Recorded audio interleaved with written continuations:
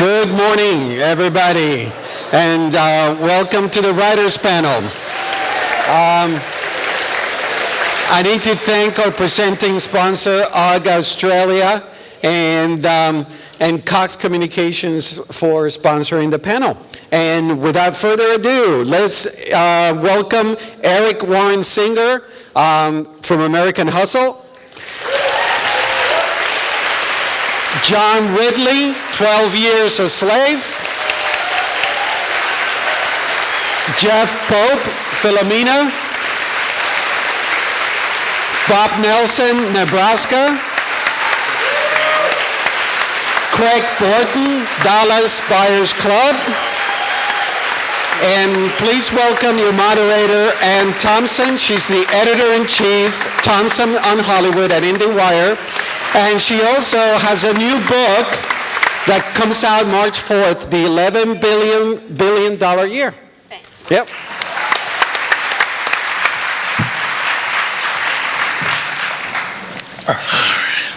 So I'm going to start with you, Eric. Okay. You wrote American Hustle with David O. Russell. I did. But you wrote American Hustle first. Yes. So tell me,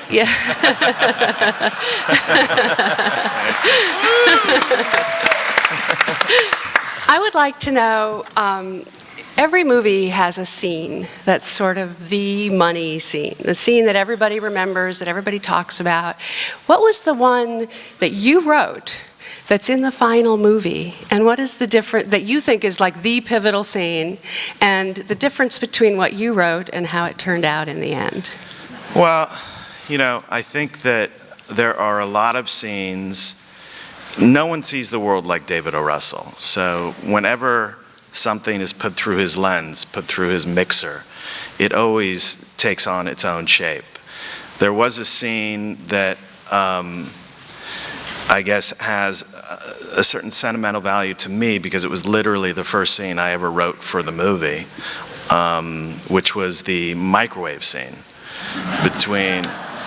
and I'd gone down to Florida to interview. I'd done like 2 weeks of interviews with this guy, Mel Weinberg, who Irving is based on, and which those interviews are where the film were born because he's such a character. But he told me this really poignant scene, or this, not scene, but I think of everything in terms of scenes, but it was actually an actual event of something that happened between, it's crazy, drives my wife insane, but where it was this love affair that was beginning to develop between Mel and the character that Carmine was based on, this guy Arrichetti, who was the mayor of Camden. And they really loved each other. Mel always used to say, we could have stole the world together, kind of thing.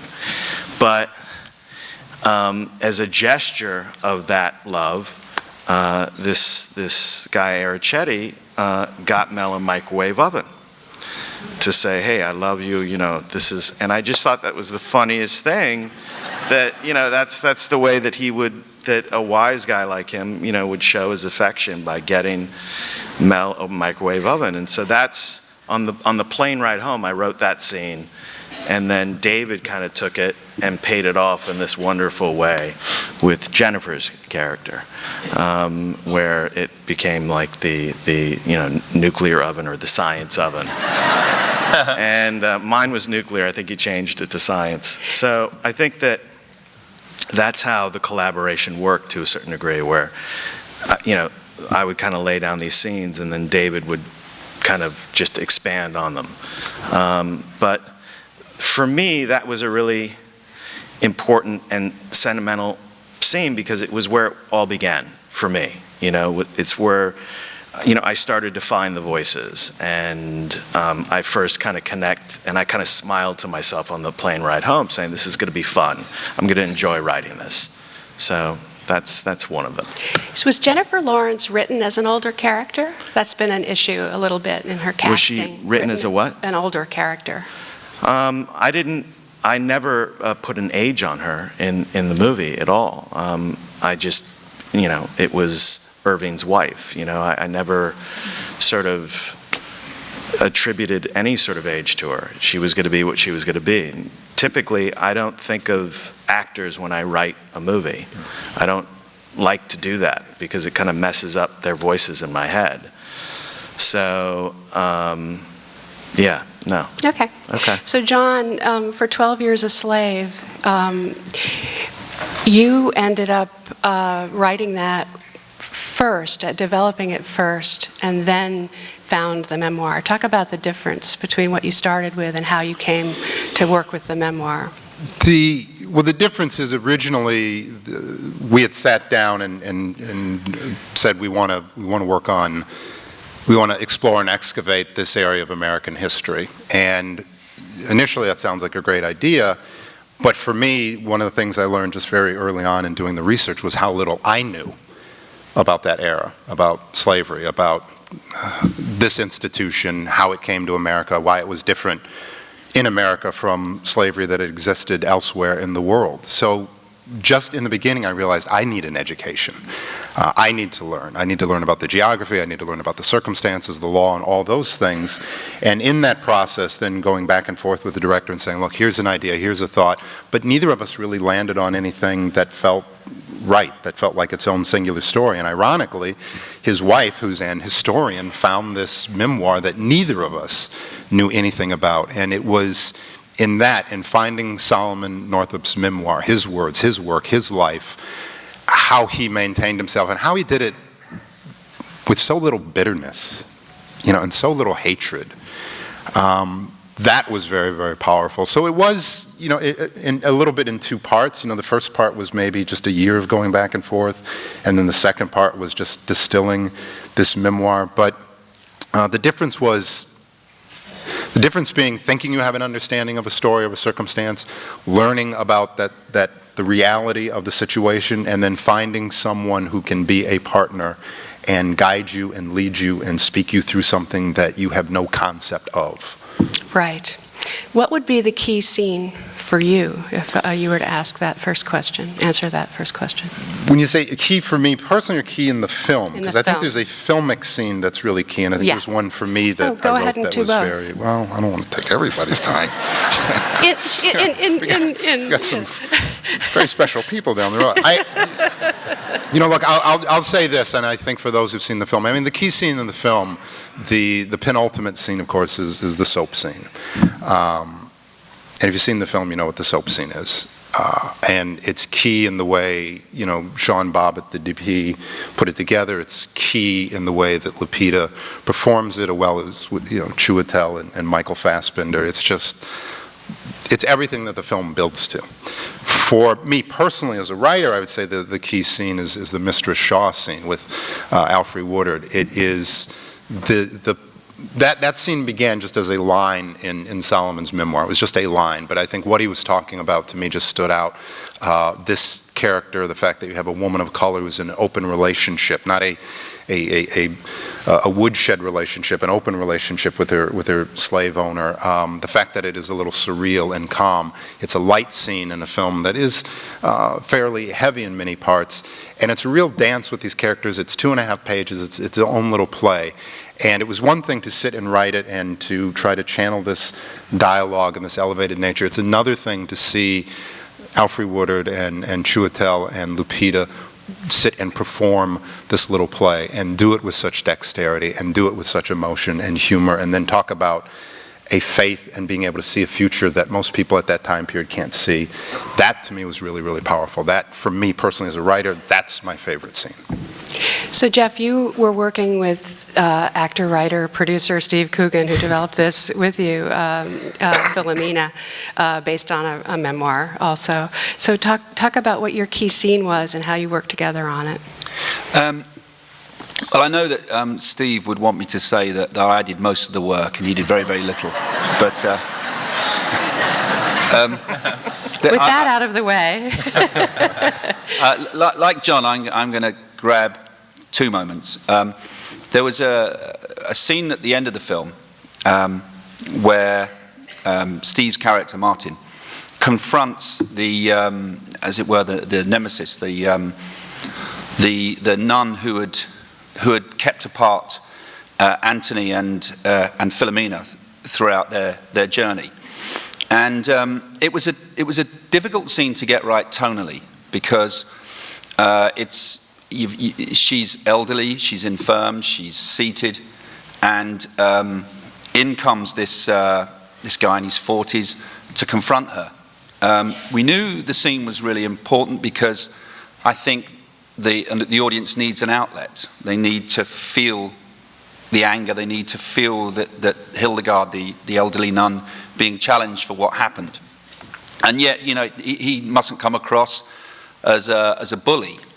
So the staging was, and on set watching it was really interesting, because the first thing that Stephen Frears did was have Coogan's character enter the room and then sit so that he's at the same level, so he's not looming over her, which took out some of the threat. Steve and I were very keen that he wasn't too eloquent. He's angry, and we felt it would be a mistake that if he were to be too articulate, to sum up his whole journey in very precise dialogue, because when people are angry, they scattergun, they fire out all kinds of insults and invective. But the final part of the scene that was crucial was that the movie's about Philomena, and Philomena wasn't in the room when this confrontation was happening. And so it was always, what moment does she come in? It's about her. How do we get the center of gravity back to Philomena? And again, that was a thing that happened on set, which was, we realized that if she's walking along a corridor trying to find Martin, wondering where he's gone because he's set off in a state with his anger up. And so it was just a very simple idea that she hears from inside the room some of what's happening, and then we can see it. We can see that land on her, and then when she enters the room, the scene's about her, and the anger is something that is it's something that needed to be. We needed to let. It needed to get out, and so it was a combination of how we writing it very carefully, but also the staging. The scene that I loved in it was, just personally, was there's a scene when Philomena is going through the airport with Martin, and she's telling him about she's read some cheesy romantic fiction, and it was 2.5 pages of just Philomena talking, and we discovered in ourselves we had an alarming skill at writing or coming up with plots for romantic fiction novels. But, you're going to try that next? But the one thing we were clear about was that for the whole 2.5 pages, which poor old Judi Dench had to perform on the day, was we didn't want to. We had pressure from Stephen Frears and from Judy saying, "Can't we cut this a bit? Isn't this too long?" But no, we insisted. And the real sort of trick in it was that Frears staged it with them on one of those disabled buggies that you have at an airport, and so the Coogan character was trapped. He had to listen to every word, and it was just, if there was an Academy Award for nodding and reacting, Coogan would win it. So Bob, you wrote an original screenplay that was your first, and Yep. got an Oscar nomination for it. Yeah, well, thank you. And you waited Okay, a long you know time. what? That's great. I'm done. That'll work for me. Your key scene was? Well, there is a scene in the movie where This Woody... is Nebraska, by the way, Nebraska. in case you didn't know. I can do spoilers here, right? Because everybody's seen all Has of our everyone movies, seen right? Nebraska? Yeah, okay. There's a scene in the movie where Woody revisits his childhood home that's now decrepit, falling down. And it's probably my favorite scene now, but it was also the hardest one to write. My family grew up in the Midwest, and when I would go back there on vacations, I would see these abandoned farmhouses as that way of life was changing already. We had our big economic downturn in the United States here a few years ago, but the Midwest was already feeling that suffering of jobs being lost and farms going by the wayside. And it was a big thing when we'd go back. I moved out of Nebraska at 6 weeks. I said, get me the hell out of here. But as I was growing up, I learned to love it as we went back. And it was sad to me to see now these farms going by the wayside. My dad grew up on a farm with 17 siblings. Wow. Yeah, well, you know, it's cold out there. There's not much to do. But you know, when we'd go back, we'd always want to go see my dad's old house. So anyway, getting to that scene, the tough part for me was how much is said and how much is left unsaid.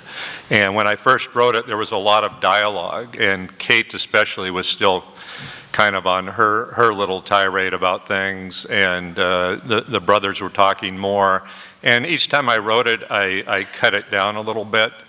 And even Alexander Payne did a pass on the script before he shot it, and he trimmed it down even more.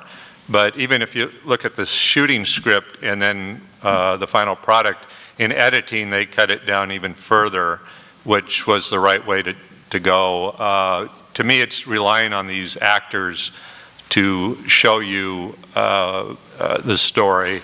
And you have Bruce Dern with 55 years of acting experience. He doesn't have to say a lot for you to understand what's going through his mind. So I started out with a few pages, and it got down to this, and that was great. And that's another reason I was lucky to collaborate with all of those actors and Alexander. Craig Borton worked with a partner who isn't here, Melissa, and I'm blocking her last name, Wallach. Wallach. Got it. And so Dallas Buyers Club. thank you. Your key scene is? You know what, before I answer that question, I just wanted to acknowledge how incredible it is for me to be sitting here today with the likes of these writers whose work I've admired from afar at the Santa Barbara International Film Festival. It's kind of a dream for me.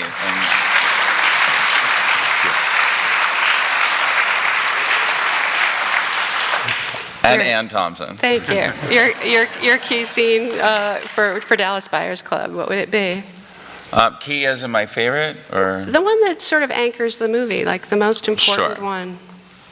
There's two, but I think the one where Ron Woodruff's told that he has AIDS, but the one that anchors the film for me is the one where he talks about I've got one life and I want it to mean something. Yeah.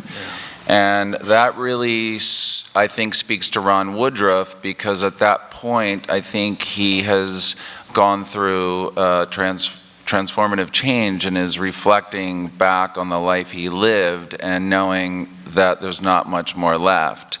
And it kind of fulfills the promise of what if things were different, and maybe what if things were different with Dr. Eve Sachs, played by Jennifer Gardner, and what if he had learned what he learned at that time. But more importantly, the struggle to get the film made and what everyone went through was something, Ron Woodruff's character helped me to hang on and helped me to persevere, because I got one life and I want it to mean something. So.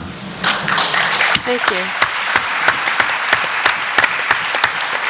So we're going back down the line. I want to know a little more about the experiences as writers that you've had that have helped to put you in the place that you are today, you know, that you made it possible to write this screenplay.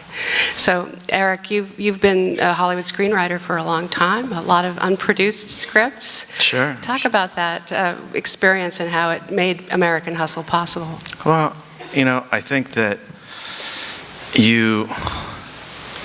there's a point where you write these scripts and people might react in a very positive way for one reason or another. They might not happen, and I think there had been times during my career where you feel like you're shoveling smoke. You're writing these scripts that maybe a total of like 20 people in the world will see, that you've spent a year or more working on it. You've given up time with your family, you've made huge sacrifices, and ultimately you're proud of it and you think it's great, but it's going to end up on a shelf gathering dust someplace.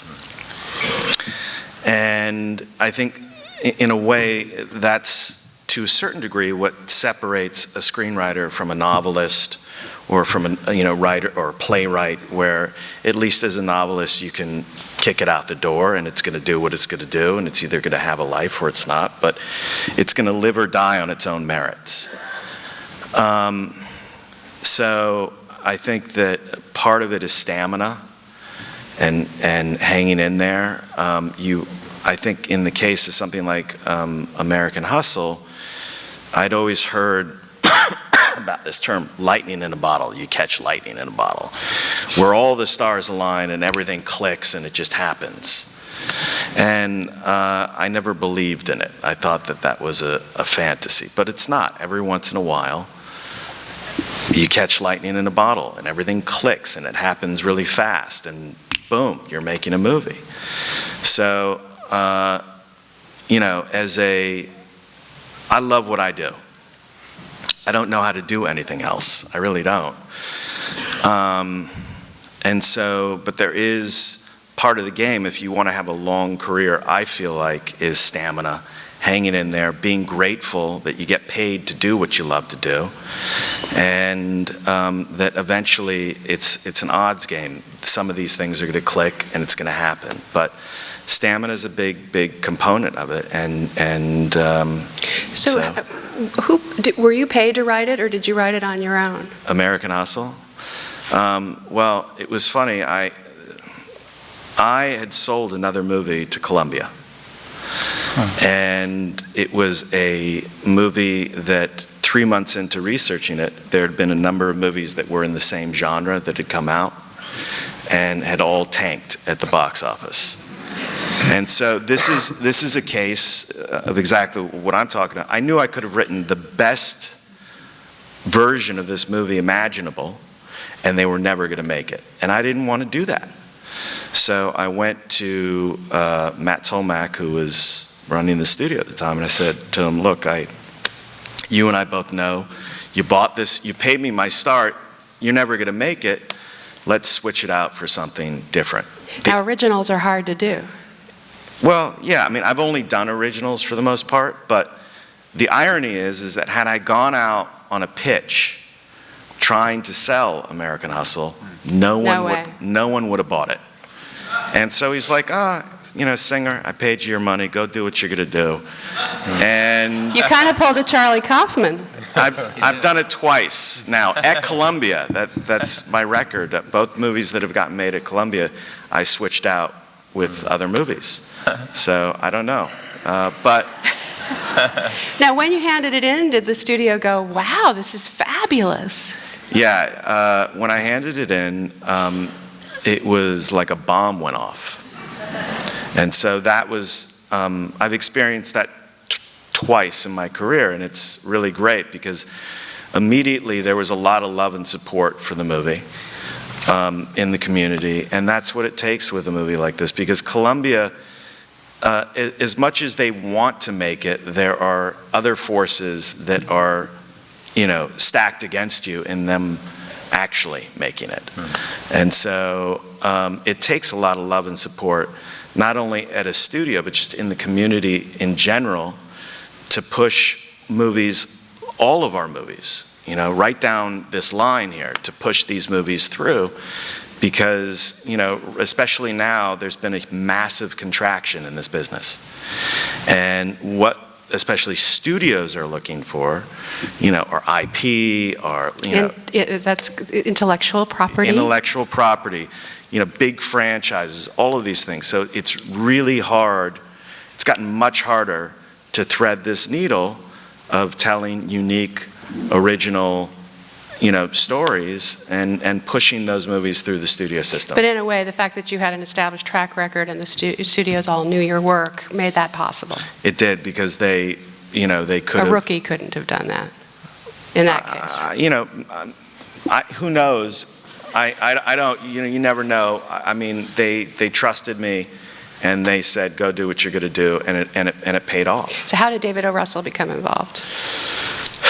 Well, Ben Affleck was the first director on the movie, and I'd done a number of passes working with Ben, and then Ben broke off to go do Argo, and so we were trying to figure out what the next move was, and Chuck Roven, who was the producer of the movie, had a very long-standing relationship with David. As you know, it was your movie that I think they kind of, Bonded. Yeah, broke bread on. And so, Three Kings, everybody, right Three here. Kings. This is where it originated, right here. Yeah. Which is an amazing movie. So, David read it, immediately responded to it, and David and I had been talking about doing something else. And so it all just kind of clicked. And I think that it all came together pretty quickly after that. Okay. Yeah. So John, you've done a lot of work in television and a lot of work in movies. Talk about how you were ready to write this script based on your experience. Oh, I don't know if I was ready. I've been very fortunate. I mean, I've been fortunate that when I came out here, I actually started as a novelist. And the first novel that I wrote ended up in Oliver Stone's hands, and it ended up as the film U-Turn. So that's a nice way to start, to write a novel, your first novel, and to work with one of the greats of the business. Then the first spec script that I wrote ended up being the film U-Turn. So that worked. Three Kings. Not Three Kings. Three Kings. Right. With David, and to have someone like that come on and really jumpstart your career on your first spec script, that was really nice. Then, as media was changing, I got into what was then new media and Internet 1.0, and I started doing this little thing on the internet called Undercover Brother. So that ended up getting bought, and that was the first web series that ever went to film. So it was kind of nice, and it was a lot of firsts.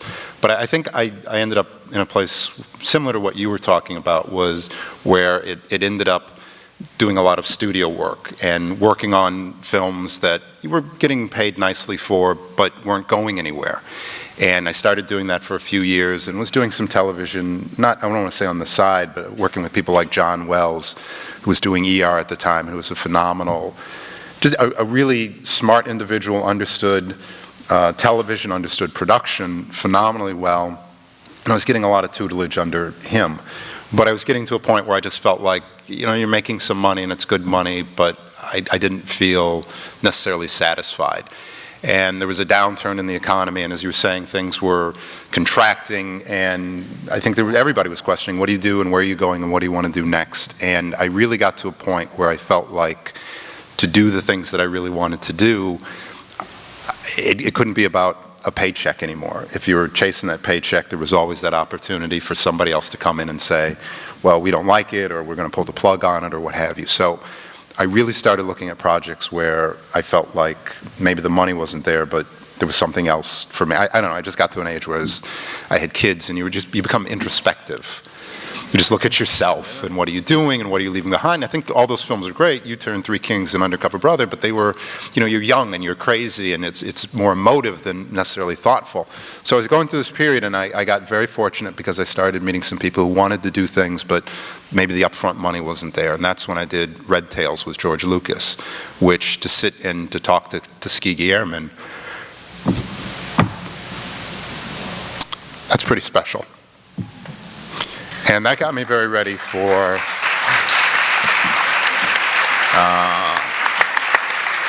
to do a film like that got me very ready for 12 Years a Slave, which I was very fortunate to work with the folks at Plan B, which was Brad Pitt's company, and they tore that film out of the ground. I can't say enough about an individual who's one of the biggest stars on the planet, but wants to do films like that, or Tree of Life, or films that matter to him. That was a spec. That was no money up front, but I was working with people who said they were going to get the film done, and they did.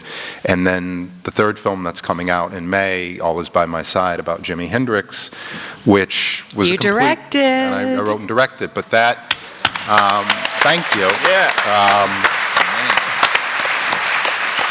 That was, again, that was a total spec, and that was going uphill and against things. We were talking earlier about, Paul Greengrass trying to do it, and the Hughes brothers, and people with a far denser resume and far more accomplishments than me, but at a space where it's not about the money, it's about, I will find a way to get this made because I will find the people like Andre Benjamin, like the producers I work with who were like-minded. So life got me ready for this. I saw the movie in experience. Toronto, and I recommend it. Thank you very much. When is it coming out? It'll be out in May. We're actually, if I may do a shameless plug. Go. We're going to do our U.S. premiere. We premiered at Toronto the day after 12 Years a Slave, but we're doing our U.S. premiere at South by Southwest on March 13th. We'll have our U.S. premiere, and then we'll be out in theaters in May. So it was a process. It was living. It was being out here. It was looking at the work. It was being. I mean, look. I met my wife on the second job I had. She's been with me ever since, and she always has a way of saying, wonderfully, any moment where I think it's about me, it's not about you. It's not about you. And to get to a place where everything aligned, and like you say, lightning in a bottle, and the things that happen with 12 Years a Slave, and you think that finally you're at a moment where it's about you. If anything, in this moment, I've really reflected, and it's about, the people who believed, and the people who gave me my first job, the people on this film. It's so not about me. That's what I've learned in this moment, is you can work and work and work, but when you really accomplish something, probably you had as little to do with it as anybody else that was around you. Can I just cut in for 1 second? Seriously, it's stories like that get the rest of us through. It's true. You have no idea. It's like, it's that track. Yeah. And it gives you hope. It gives you, that it's not unprecedented, that you can do those things, and it really, seriously, man. Well, so I just want to say, I think seriously is that, and I mean this sincerely, I always say, if I can do it, anybody can do it. So that's what gets people through. There you go. But it's those stories that get you through. Thank you. Yeah. Jeff, you were in television as well. Have you done feature film scripts before this? Yes, I by the way, rather alarmingly, my wife has said to me regularly, it's not about you as well. So I'm not alone. As has mine. Yeah. I don't know if it's a thing wives do. Here I was thinking it was a special story. That meant something. No, I just think they really think it's not about us. This isn't being recorded, is it? No. She won't see it back before she gets back. I obviously recognise on a much smaller scale what the guys have been talking about. For me, it's taken me about 30 years to become an overnight success, so I'm enjoying it.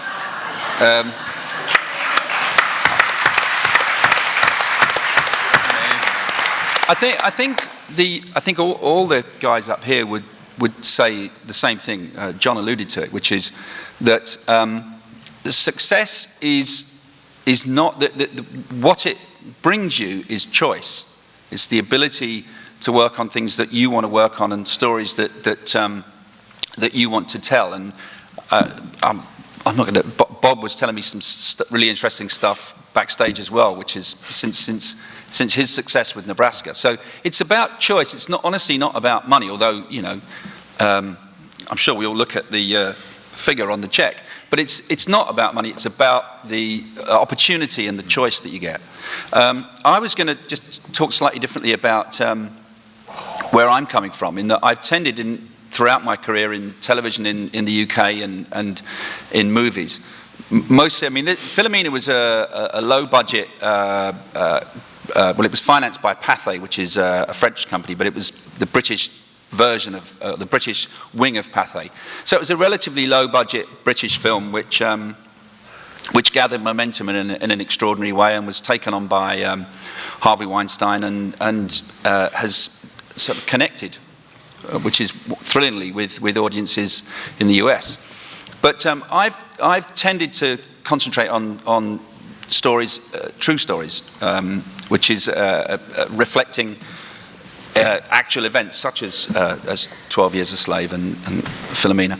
And my process has been the same in that the more I've gone on in my career, the more I've kind of found what it is. I think you have to say to yourself, what do you think you can do perhaps better than others? And you know, the answer isn't always that what you do is better, but you at least have to go into it having that ambition. So I would not be the guy to do a pass on a Spider-Man movie, and there are guys that do those brilliantly.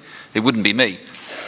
My process has always been a process of going into the story as opposed to coming back. And if I explain what I mean by that, which is, I said if I had one thing that would define my approach to writing, it's sort of a phobia of cliche.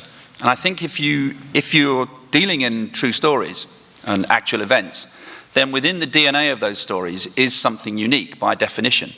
And when you're constructing, for me, when I'm constructing fiction, which I've attempted, I find the process is that you step back, and the tendency is to kind of round off the rough edges and to fictionalize the bits that don't quite fit neatly together. My process is to go the other way, which is to take events, and if it's not hanging together, if it's not, for instance, it seems such a simple thing. Right at the end of Philomena, the film ends, without wishing to spoil it for those who haven't seen it, it's about Philomena saying, "I forgive you." That took months and months of banging our heads together, Steve and I, before we realized that's what the end was. It seems so blindingly simple now. But really what you do is there's the story in front of you, and it's a process of going in and in and in, and somewhere in there are the bits that make it all work, and the bits that connect, and that's the story. So it's fascinating listening to the guys that construct wonderful pieces of fiction. It's just I guess my mind doesn't quite work that way. It tends to go the other way, which is to have a journalistic background. So it's to look into what has happened and try to interpret it. So, Bob, as I understand it, Nebraska came about because you got fired from a job? Well, yeah. Actually fired a couple of times. Thanks for bringing that up. But I mean, that does give you the incentive in a way to go out and try to do that. Before this, I'd never written anything longer than a 3-minute sketch, and some of those had second act problems. So the thought of trying to Now, you were working in local television in Seattle? Yeah, does anyone know Almost Live from Seattle? That man over there. Yeah, someone who stayed up very late on Saturday nights. Yes, I worked on a Seattle sketch show called Almost Live for 10 years as a writer and performer. And Uncle Fran? Yeah, there was a character called Uncle Fran. He's on the internet. I'm trying to have it taken down. But, there's nothing you can do these days, those kids. Yeah, so I did that for a long time, and there were a couple of people on Almost Live who have come down here. The first one to break out was Bill Nye the Science Guy. And he started on Almost Live just as a sketch writer, but he was a Boeing engineer, and we started to say, Bill, let's shove you, we need 5 minutes, we'll shove you out there and you do some funny science stuff. And that's where his show started. And Joe McHale also started on Almost Live. He's now in Community and The Soup. So yeah, that show came to an end. And I was getting ready to try and come down here. I was already in my 40s to make one last shot at getting LA jobs. And a friend told me, I'll try and help you get a TV job, but they also like to read movie scripts as well, because they're sick of reading The Simpsons. So Nebraska was the only idea I had. So yeah, and pretty much the only one I've had since. So I wrote up Nebraska, and I did write a Simpsons, and then Everybody Loves Raymond. And just before I was about to move down, Bill Nye called and said, I'm going to do an adult show called Eyes of Nye in Seattle. Do you mind working on that? And I said, sure. I just finished Nebraska, and he brought up a producer called Julie Thompson. And she read the script, and she just happened to know Ron Yerxa, who produced Election with his partner Albert Berger. And Alexander Payne directed Alexander that. Payne was the director of that movie. And they sent the script to Alexander asking if he wanted to be an executive producer or help find a director from the Midwest who would be good for this material. And he shocked us all by saying, I would like to direct it, but it's going to be a while. That was back in 2002? 2003, yeah. And he told us it won't, I'm gearing up to shoot Sideways. It will not be the movie after Sideways because I am sick of shooting in cars. And I told him, we can take the cars out of Nebraska. We can make it whatever you want. It doesn't even have to be some old guy looking for his ticket. Whatever you want to do, Alexander. But what's funny is he kept to his word. It was the movie after the movie, but neither he or the rest of us knew it would take him 7 years to make The Descendants. But as soon as The Descendants was over, he told us he was gearing up to shoot Nebraska, so he is a man of his word. Yeah. Wow.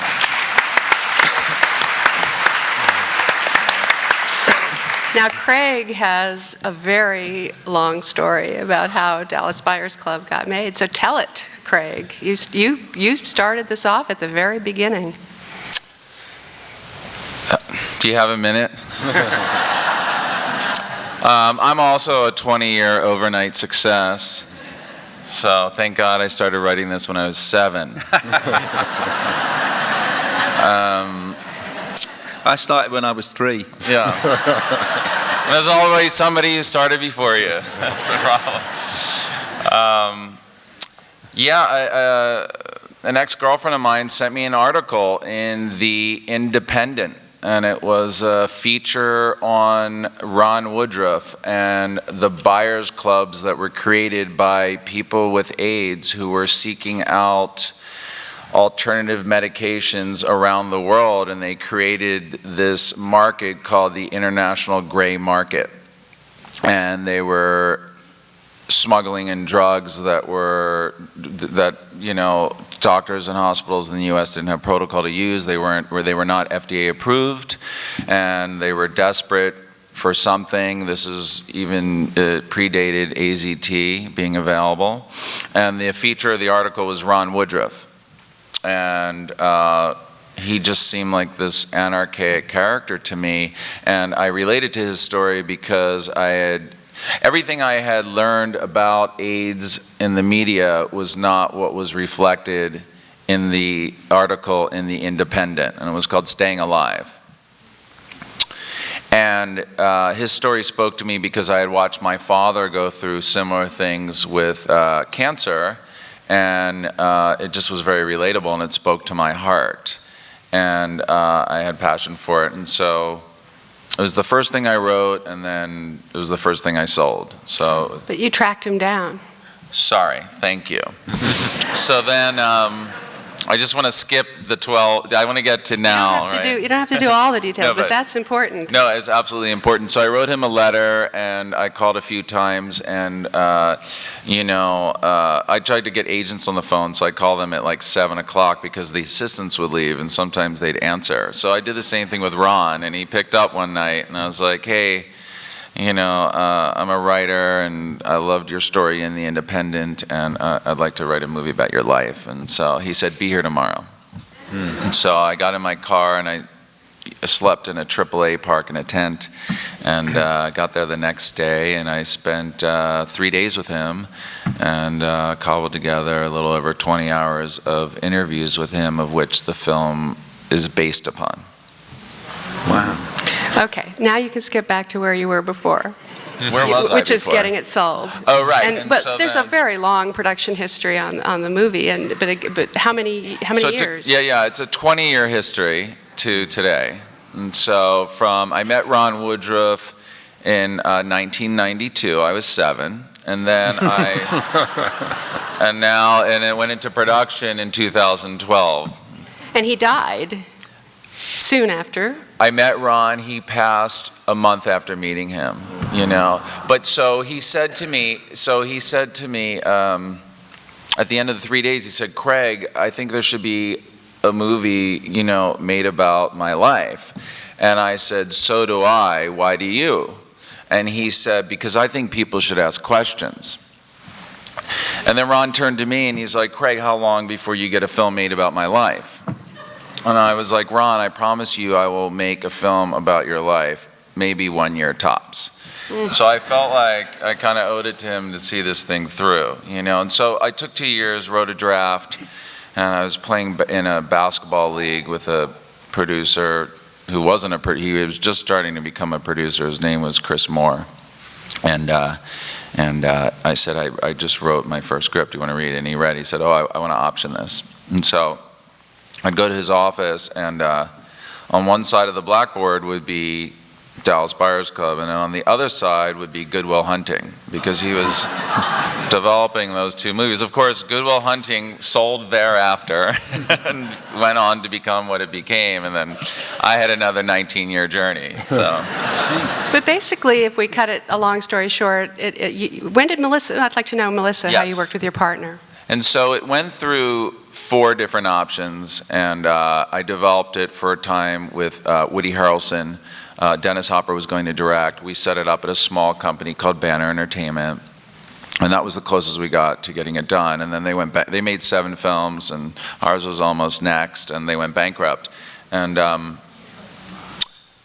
think it was the 4th or 5th option. I can't remember. And I just said, wow, maybe I need a new pair of eyes. I'd done possibly over 50 drafts in various forms, and Melissa Wallach came to me through a book she had the rights to called Amazon Stranger that I pitched to Harrison Ford, and we adapted it together.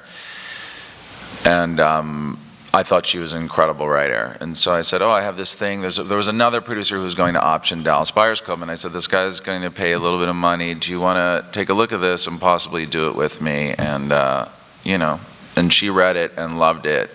And she came in, and I had written a very small character movie about Ron Woodruff, this character Rayon and Eve. And Melissa came in, and she found this incredible other story about AZT and how it was approved and how the FDA approved drugs and how drugs really work, and how the FDA and the NIH and they work with the doctors and the hospitals and this whole world that was fascinating. And we kind of opened the story up into this bigger story about how do drugs work in America and how do we get them, and what is our choice if we have a terminal illness? Do we have a choice to take the drugs that we want?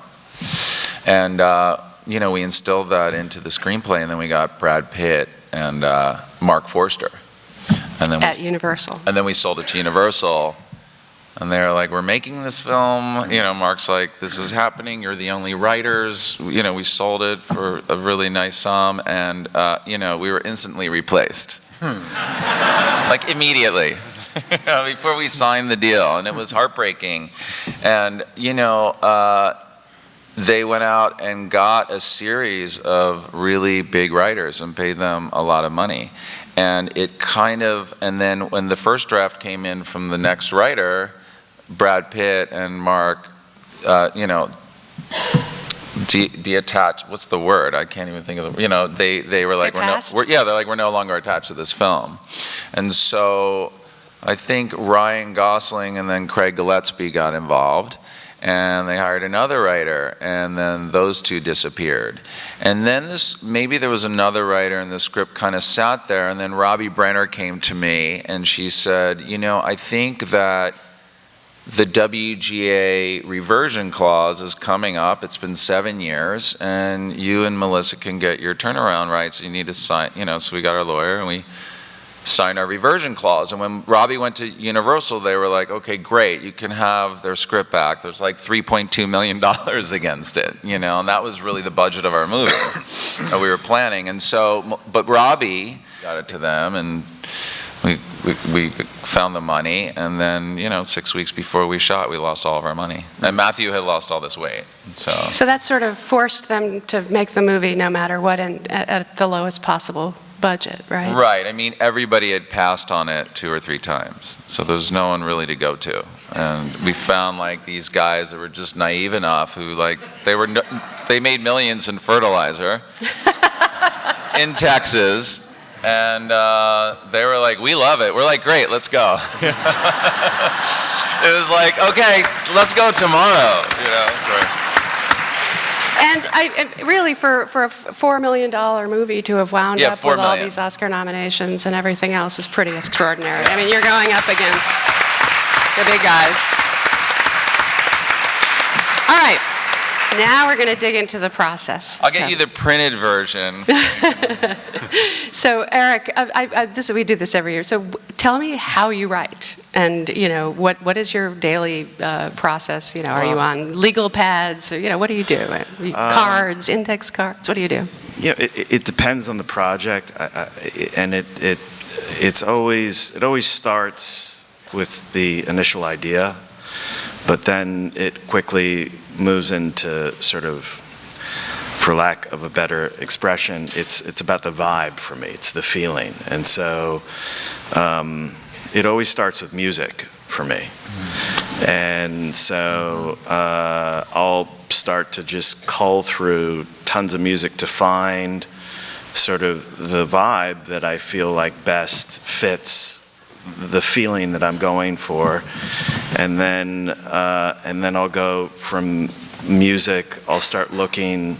So, for instance, in the case of American Hustle, I was listening to very specific music and looking at very specific pictures from that era to kind of just intake this vibe, and looking at Playboys from like 1978 and looking at like all of this stuff. Yeah, well, it's good reading, baby. No, but I do a lot of intake, and during that intake, I'll start to make notes and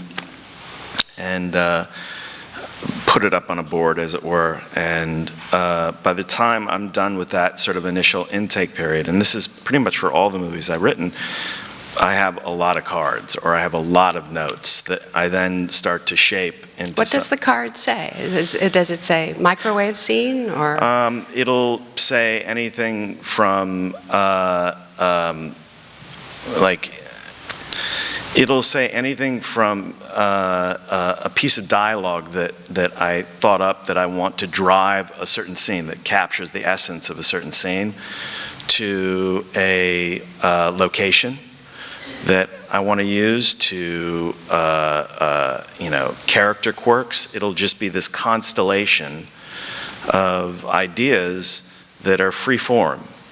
And then once I feel like I've vomited everything I can get out in that sort of initial phase out, I'll start to shape it. And but it's sort of project dependent, because on American Hustle, everyone left me alone. No one no one was calling. There was no pressure. There was no gun to your head. There are other projects where you are on a very tight schedule. You have to, and it's not as luxurious as it was on American Hustle. It's, you got to come up, you got to deliver, and so that process is different for that kind of film. So how did it work with David O. Russell in terms of collaborating with him? Were you on the set? Were you rewriting during production, or not? No, David and I started working together early on in the process, and it became very clear to me that David was going to do what he was going to do. He had to, every time you as a writer hand your movie over to a director, and it's a matter of degree, but that director is going to you've got to let that director make it his own movie. And you have to, it's a process where you have to let go. And you spent all this time with this thing. How long did you spend writing that script? I mean, all in all, I'd say I delivered the first draft in like 2010.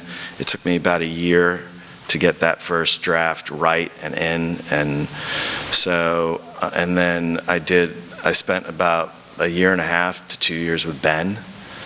And then, so, Did Ben contribute a good deal to it? Yeah, but the movie Ben wanted to make was very different than the movie David wanted to make. How would you describe the difference? I think Ben was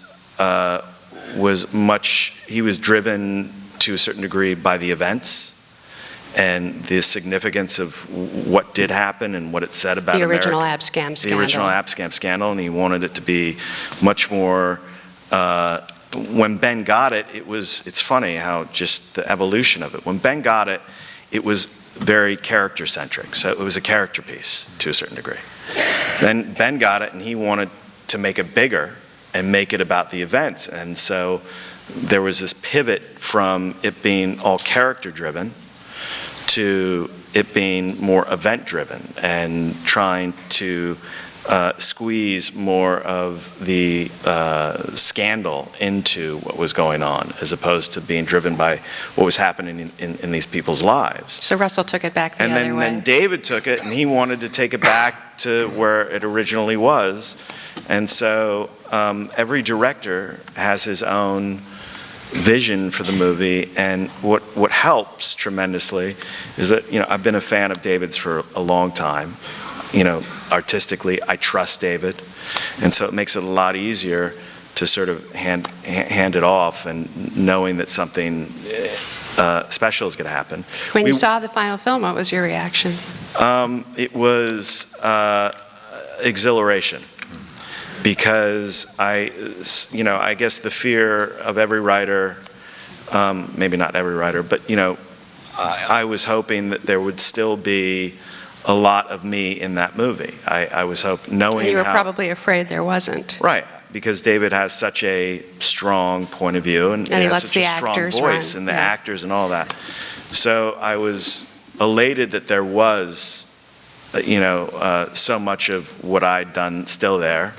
And what was exhilarating was to see how David took things that I did and spun it in a way I never would have expected. And so it was this moment where early on, and I remember that first screening really well because I'm clocking everything. I'm like, oh, yeah, I did that, or I did that. I'm trying to because you want to feel like, you're there still. But very quickly, once I realized, all right, I'm good, I started to actually enjoy the movie and started to actually be surprised and exhilarated by these moments that I had teed up, but then he just knocked out of the park. Did he keep your structure? He, in a weird way, yes. Okay, so everything, all of the events or the scenes, many of the scenes that you see take place within the movie were in my script. What he did was he broke them up in ways that where he played with time and space. So say the plaza sequence where they're doing the payoff with Carmine.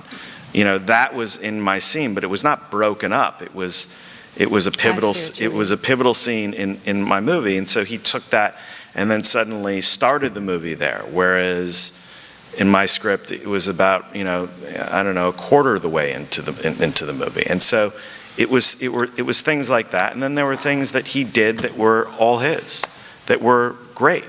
A lot of people, there's a misconception about David's work. A lot of people think that, there's all this improv, okay? And that the actors generated all of these moments and David creates this cauldron of creativity. And to a certain degree that's true, but, it's not improv. David, has all of it clocked. He inhabits every single character. I've never seen a director direct like David, where he does not lay back behind the camera. I mean, he is in there on the front lines and so proactive. You mean literally talking to the actor while they're doing it? Yeah, and I've never seen anything like it. It's just amazing to see, because whether you realize it or not, he is in the movie. David is in the movie. He's all over the movie, and so. It's one of the most, he's just one of the most dynamic directors I've ever seen, just in terms of how he goes about it. But we started working to get back to your initial question. We worked together for 6 weeks. And where I got him into the world, I sort of walked him through all the characters. I took him to school on everything. So he kind of had this baseline understanding of the events, of the characters, of the sort of dynamics between them. And then it became really clear that he just, he wanted to just have the freedom to kind of do his own thing. And so I said, go with God, do what you're going to do, and however I can help, let me know. Cool. So John, in your case, what's your process, and how did you work with Steve McQueen and the producers in terms of this project? Well, the process, I've been very fortunate to write a lot of different things, and the process has been just dependent on those individual things. So it's probably better to talk about Steve and that process in particular. That was interesting, largely because of I live in Los Angeles and Steve lives in Amsterdam. So, and he says, I'm not good with emails, and he's not a phone person, and the phone is not a great way to do creative process anyway. So there was just this big, long physical geographical separation between us. So we would make plans in the early stages, once we had the memoir, to just get together and do the process. So we figured it would be, we actually met a couple of times early and just talk cinema. We'd sit around and watch movies and talk about things we liked, and there were things that he was working on and things that I was working on. It was just kind of a get to know you sort of thing. This was like almost like a picture bride circumstance where we're just exchanging things, and maybe we'll fall in love, who knew? We met once in New York early on, and we went through the first half of the book, but we went through it page by page, line by line, and not about any specific thing, but musing and how this felt. And he's very out in the world. He's not necessarily down here, and I don't mean that in any pejorative sense, but he started as a visual artist, so he works up here in a space, a lot of musing going on, and that was very interesting to just go and muse about it, not I want this or I want that or this line should be this way. It was how do I feel and what's happening, and notionally what would happen, and that was very interesting. Then we split apart, and I just happened to be, I don't go to London much. I didn't previously, but I was starting my film. It was in London, and my phone rings, and it's Steve, and he's like, oh, hey, just checking in, what are you doing? I said, I'm in London. He goes, really? I'm in London. And I go, where are you? And I'm on this street. I go, I'm on that street. He just happened to be there.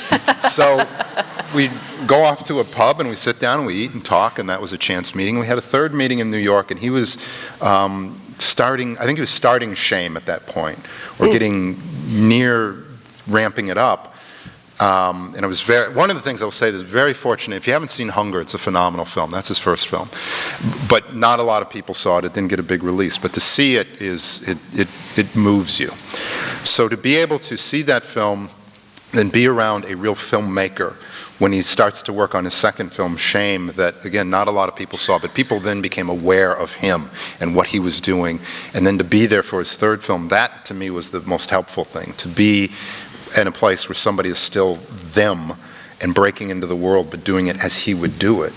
That was very, very helpful. It was also very helpful because he worked with Sean Bobbitt a great deal, and I got to know Sean, I got to know Joe Walker, his editor, and that was very, very helpful. So we went into our third sort of meeting and went through the book, again, page by page by page, but he was never, what I appreciated, he was never dictatorial. It was never, I want to do this, I want to do that. It was, here's what I'm thinking, or here's how I kind of see things. But then it was very hands-off. At that point, it became, go write the script. And because it was a spec script situation, I felt like I had a respectful amount of ownership over what was going to happen, but I certainly had to deliver a script then that would work, because there was no skin in the game for folks. They had every opportunity right away to walk away from what was going on. Up until I met the 10-year, 20-year club over here, I felt like I'd spent a lot of time working on the script. Now it was sort of a blink of an eye, I guess, in getting it done. Your film was a vacation. Well, you know, yeah. Well, I started at 27 and finished at 28 was the difference with mine. But it was, it was a process, and it was one where there was a lot of creative freedom and a lot of emotional freedom in working on it, but there was just that fear then when it came in that no matter how many notional drafts I went in over my head or how many rewrites I went in internally, that it was going to be a one or done situation. Either I could really impress the director and the producers and all of those individuals, or, as I said, they'd have an opportunity to walk away. They were fortunately suitably impressed, and from there, if I can just maybe go the opposite way of these guys' stories, of how long it took once it came in. I think I delivered it January 2012. I think I delivered finally January 2012. We were shooting May 2012. That is amazing. So I was in Jeremy Kleiner's office. Jeremy Kleiner is one of the producers. He's a great guy. Unbelievable. Plan B. Unbelievable producer. He's really just amazing. But Yeah. I was in his office like a few days after you did deliver, and he was just like over the moon. Well, Jeremy, so many people involved, but Jeremy, I can't say enough about him and how he kept something with no money together and said he would do. People say all the time, and everybody up here has heard, oh, we're going to make your movie. We're going to make your movie. Don't worry about it. Just do one more free draft for us and we'll make your movie. Jeremy said it, meant it, did it, and that was special. But to be in a process, again, respectfully, of the situations that you guys were in where it took time to have someone to turn in a script and to go from a script and the digits that are in your computer to we're prepping, we're shooting, we got this actor, we got that actor, we got this, guys like Anthony Katakis, who's their producer, who made it happen. I've never been in a situation like that. I probably never will be again, but it was phenomenal. Well, forgive me, but my sense with that movie is that there were a lot of people who were serving a greater good, that not only were you not inside yourself, but everybody was carrying this gift to the world, really. It was. I will say this about Jeremy Kleiner. Early on, he had read some things that I had done, more my free work, my work for things that I felt passionate about, and he saw things that people had not previously seen in me. So Jeremy saw that. He'd seen Hunger and said, this director is special. If you guys can get together, if you can make it work, I can help you. So I give that to Jeremy up front. But certainly after Solomon's memoir came in, I really don't want to say I don't know as if I'm really speaking from ignorance, but I think it would be hard for anyone to read this memoir and not be sufficiently moved to want to do what they could to bring this story to life. They're just stories about the human condition and a natural empathy and where we were and where we are. And look, people who were faced with the worst and found the best in themselves. I don't want to pretend like that this was a magical book and everybody opened it and it brought itself into the world, because it was in the world and people forgot this book and lost it and lost this story. But certainly the people around it, all of the producers, and I know at this point of the year everybody's supposed to thank their studios, but you know, there are people who put financial risk into this. And remember, this was before this space where we can look at Fruitvale, we can look at The Butler, we can look at Mandela, and we think, oh, this is just the way it is. 2 years ago, this wasn't the way it was. Just 2 years ago, this was not the way it was. So for all of the individuals who took that financial risk in a space where we say, oh, Hollywood doesn't want to make these movies anymore, people do, and people will, if folks respond, and people have responded. So I hope we see more films like this.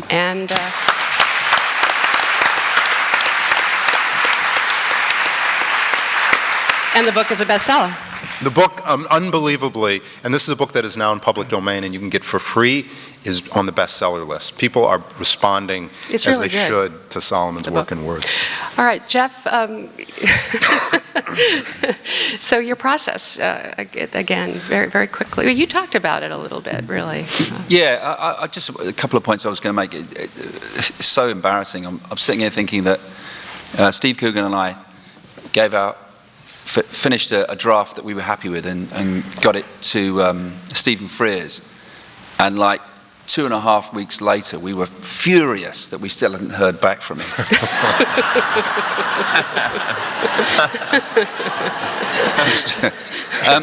I think what I was going to say about writing is I take a long time to get pregnant. I'd say a good kind of 6 months, and it's that thing of if a story comes to you and there's an initial rush and you think this really, I connect with this. It's a marathon, not a sprint, a long distance race. You've got to still be in love with this story months or decades or later. So there has to be a strong, strong bond. And so if in 6 months it still seems like a great story, then so much the better. I tend to have a lot of projects on the go at the same time for reasons of self-preservation, because like Guy, if the pain of something you've poured your heart and soul into being rejected, my defense mechanism is to go on to something else, not forget about it, but to sort of push the pain aside and work on something else so that you're at least not completely floored by it. The writing process on Philomena was very much like Eric, a process of absorbing, taking stuff in. The book that the movie is based on it's much more about the life of the son. And our idea was to make the author of the book, Martin, a character. He wrote the book in the third person. So what we had then was this unlikely couple of Martin, this urbane spin doctor for the government, and a simple Irish lady. Very early, the meetings with Philomena were very emotional. Steve and I spent a couple of days with her. And in that, we both have met a lot of Irish ladies in our life of a certain age. And but there was something about her. There was a thing where almost within the first 5 or 10 minutes of meeting her, she went like that and said, "I did love him, you know," which was a moment that was in the film in the end. And there was such simple honesty to her. The thing that she'd felt such shame about having a child out of wedlock, even into this decade, into the 2000s, and she was still struggling with the idea of what she'd done, and that having a child out of wedlock was a mortal sin. And without any question, the worst thing that had happened to her in her whole life was the discovery that her son had grown up thinking she'd abandoned him at birth. And she still, to this day, can't get over that. So we came out of that meeting in tears, frankly, and feeling a great sense of inspiration.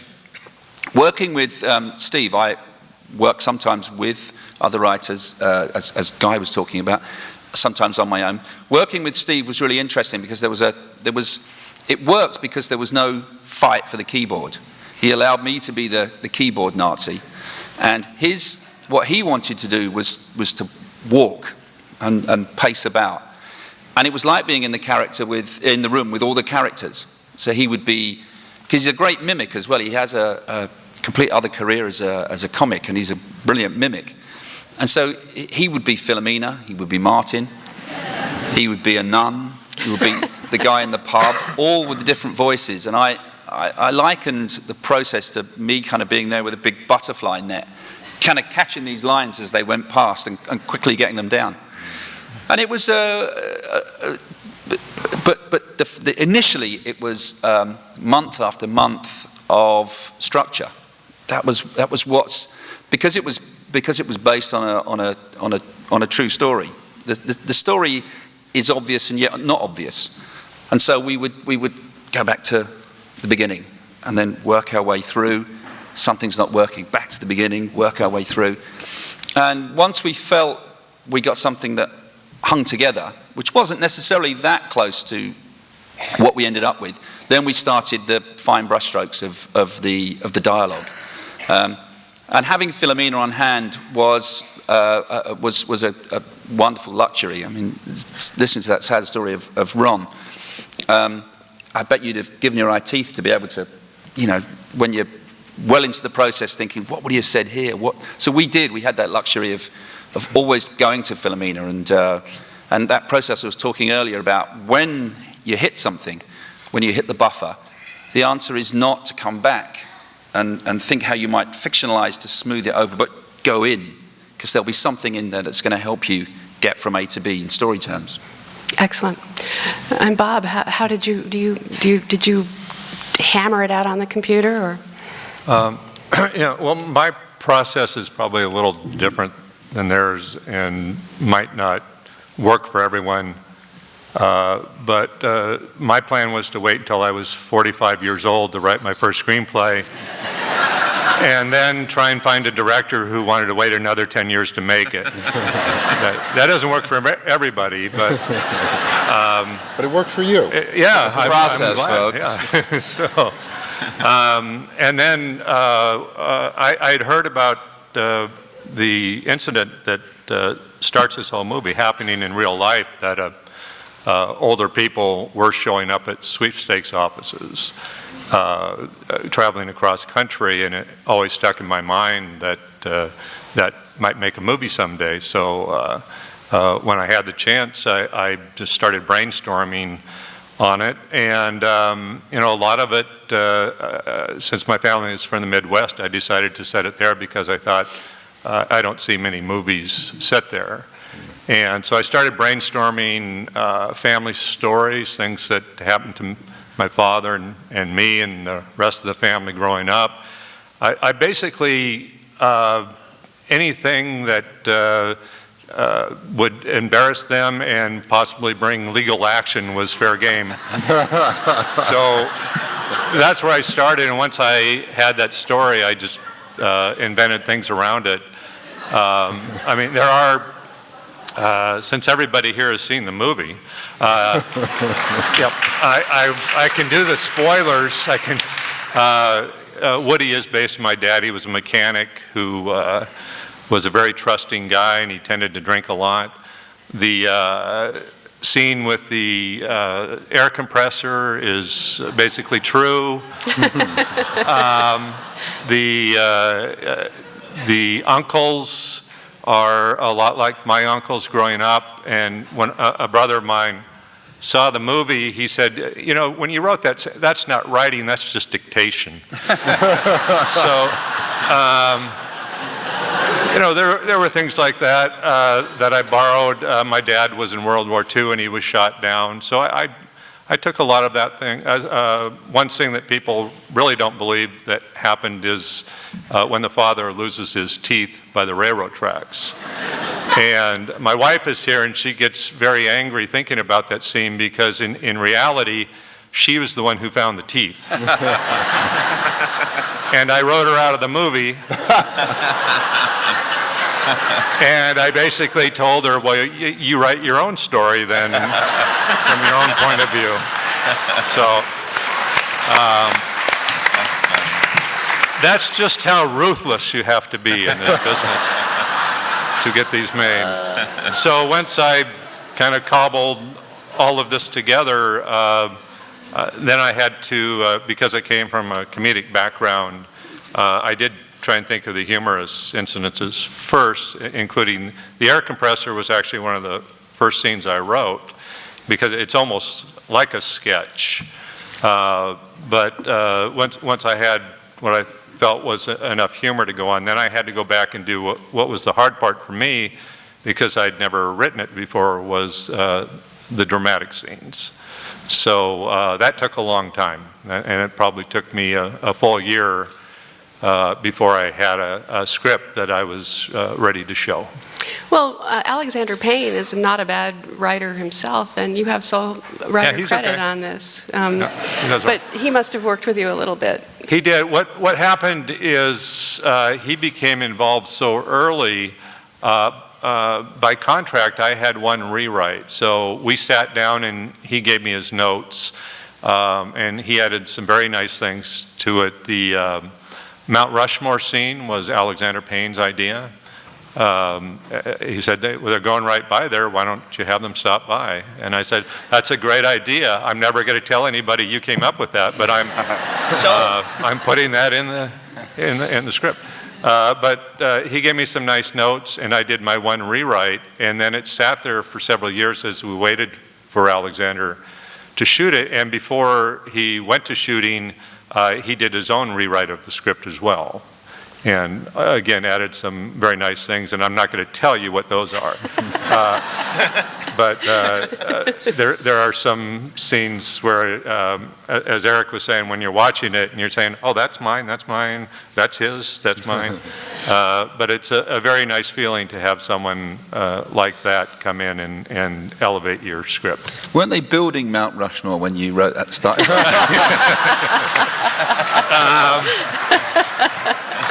I think they were when Craig started. Yeah. But yeah, they had two of the four presidents up when mine started. Yeah. So Craig, what was your actual writing process? Do you sit? Who paces? Who writes? Who puts it on cards? How do you do it? Oh boy, I mean, Melissa and I have completely different writing processes, which is why it took 20 years. No, we sat in a room, and one of us would lay it down. Sometimes the other would. Sometimes we lay it down together.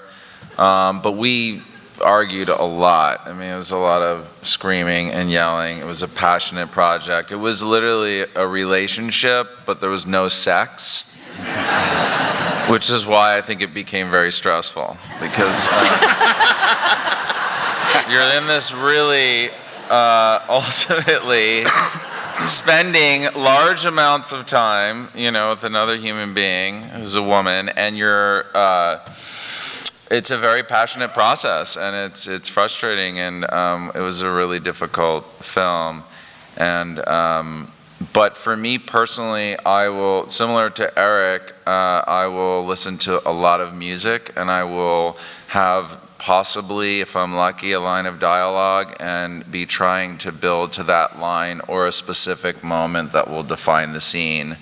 And then of course it will become about 10 different things, and then the challenge is then to distill it back down to that simplicity in that moment, because like Bob was saying, I think you were saying this, like you kind of, in drama you learn, or I've learned that you can let your actors tell your story with just so very few words. And I think the process for Melissa and I with Jean-Marc Vallée, who directed the film, was two-handed. He wanted to make sure the film was from Ron Woodruff's Matthew McConaughey's point of view, and the other was we went through the entire screenplay line by line, and Jean-Marc would say two things. He would say, is this real life? And, is it authentic? And we would basically distill everything down to its truest moment. And did McConaughey have a lot of impact on that process? Yeah, that was an interesting story, I think. I mean, Melissa was in Europe at the time, and I got a call from Matthew's agent, and he said, oh, Matthew would really like to take you to lunch. And so I said, sure, and I drove out to Malibu, and I thought I was having lunch with, I thought I was having lunch with him, and I got to his house, and we had never met, and he came out, he had just worked out, he was really skinny, and we went outside to have lunch, which was an ounce of salmon. That was it. It was like this. It's like, eat up, and lunch was like 3 minutes. And then his wife brought out tea, but it was only for Matthew. It was like his diet tea. So that was lunch. And then with Matthew McConaughey at his home on the ocean in Malibu, it was 3 minutes. And then he got out the screenplay, and he had notes on every page, front to cover. And I remained at his home till 6:15, where I was famished, and I was like, Matthew, I gotta run, dude.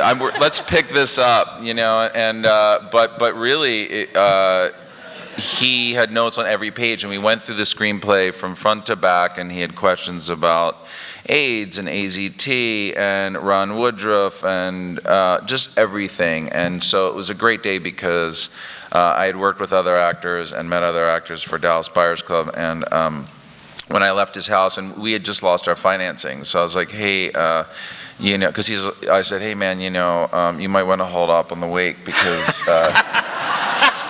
we don't have any money,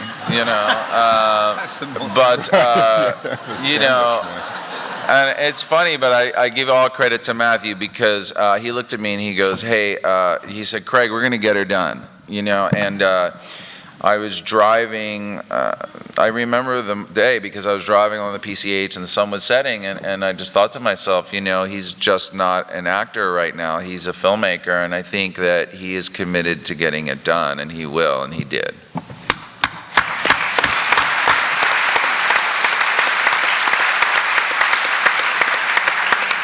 So you've all had good fortune, you've all done well, you've done well this year. What have you got going up next? How has this turned into something else for you in your career? You can start this time. Right after the film came out, I got a job on a movie called The 33, and it's shooting now with Juliette Binoche and Gabriel Byrne and Antonio Banderas in Bogota, and I went to Bogota, and then right after that, and then I'm just starting a film called Titan, which is an adaptation of the Ron Chernow book on John D. Rockefeller for Lasse Hallström at Relativity. Fantastic. How about you, Bob? Well, I wrote a script for my friend Joel McHale, and we have hooked up with the Juno producers and are out looking for money. And another script I wrote that I just finished before Nebraska came out, so I'd have a couple to put out on the street. And I also realized that I had not plundered my family history enough. So I went back to the well again, and it came up with some more family history, and we're just taking that one out now for financing. Does it have a name? That one's called The Confirmation. The one with Joe McHale is called The Tribe. It's taken from a real story of a coach who was hired to be the first-year softball girls coach at the first year of a Native American high school that came into a lot of money through their casino. Okay. How about you, Jeff? I'm sure that I'm going to flip with Craig here, and that the next thing I do is going to take 20 years. Because he's already got his next one away, he said, didn't he? I've got a piece which I hope won't take 20 years to go, which is about the last tour that Laurel and Hardy undertook, which was which was in Britain. So they toured all up and down. It was a very grueling tour, and Oliver Hardy was very ill, or he was developing the illness that eventually took his life. And really, it's a love letter to Laurel and Hardy. Cool. What I found fascinating was that, although famously on screen they shared a bed, in real life they clearly were friends, but they weren't as close as their on-screen characters. But the beautiful thing about that last tour was in real life they did get close, and that Stan nursed his friend through his illness and helped him get to the end of the tour. So it's really a love letter to those two great guys. Has it been cast yet? No, not yet. And I'm not going to, if I say it, it'll go away. So, be bad luck. All right. How about you, John? You're going to see your movie out, but you've got the next thing I have up is All Is By My Side, the film about the 1 year that Jimi Hendrix had spent in London, a very transformative year, and those key relationships. It's interesting, interesting to me, but I had, off of the strength of that film, I had written a pilot for ABC that is going to start shooting, that I'm directing because they really enjoyed that film. It's set in Modesto, California, but unfortunately, because of the tax situations here, we have to shoot it in Texas. We get to shoot it in Austin, Texas. We will be shooting. Not so bad. Austin is a great town, fabulous town, but we start shooting on the 11th, so I will be directing this film on the 13th, and because I'm directing this pilot that I got because of the film that I'm directing, which is opening at the Austin Film Festival, I will probably not be able to attend the festival screening of the film that I directed because of the thing. Life is odd sometimes. High-class problems. It's very, very nice. So I'm blessed. So I'll be doing, I have the film coming out, I'll be directing the pilot, so hopefully good things will happen with that. Eric? God, I just want to go sit on a beach someplace and get fat and contemplate my navel. No. I have a movie with Tom Hardy that hopefully we'll start shooting this summer. And then Called what?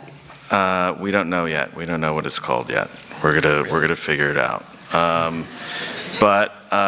And then I am doing a project with David Yates that I'm excited about, and then I have a movie that I wrote that I'd like to direct that I'm trying to, it's a Sisyphean task, but trying to push that up the hill, called God Bless the Damned, that, hopefully, like yourself, I'm very superstitious, but there's some energy around it now, and hopefully, it'll click, and there you go. That's my plate. Thank you guys Thank very you. much. This was awesome. Thank you. Thank you.